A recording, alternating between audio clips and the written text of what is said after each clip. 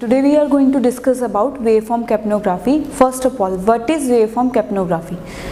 Okay. Quantitative waveform capnography is a continuous non-invasive measurement and graphical display of the end-tidal carbon dioxide, which is EtCO2. It is a measurement of EtCO2, or we can say measurement of PET-CO2. PET-CO2 is partial pressure of end-tidal carbon dioxide. Okay, so capnography uses a sample chamber or sensor placed for the optimum evaluation of expired CO2. So in this waveform capnography, we are going to evaluate the quantity of expired CO2.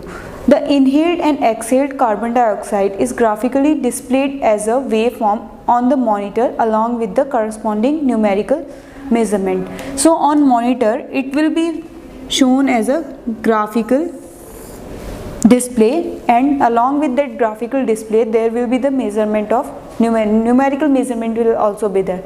The measurement of the amount of end-tidal exhaled CO2 can be shown as the waveform where CO2 level goes up. When the CO2 level goes up, so the graph will also go up, and when the exhale falls back to zero, so when we are inhaling, so then the graph fall back to the zero.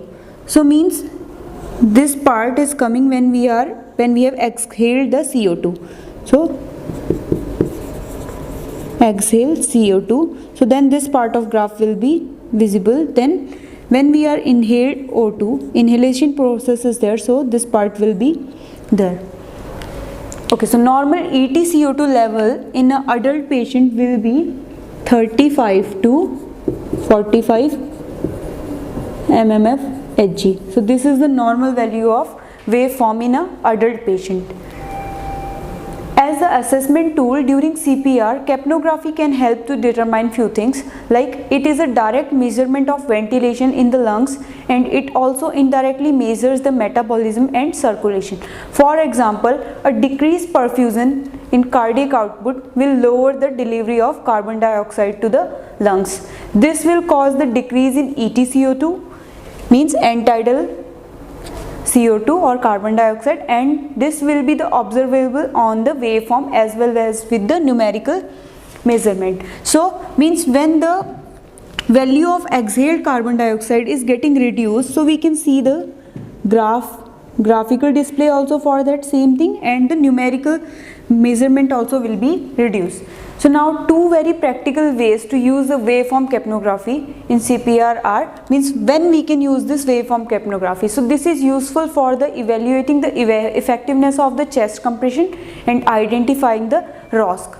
Okay, so now how will we evaluate that chest compressions are not effective? So when we will say the chest compression are not effective, so for that, measurement of the low EtCO2. Low EtCO2 value in CPR when patient is intubated will indicate the quality of compression need to be improved.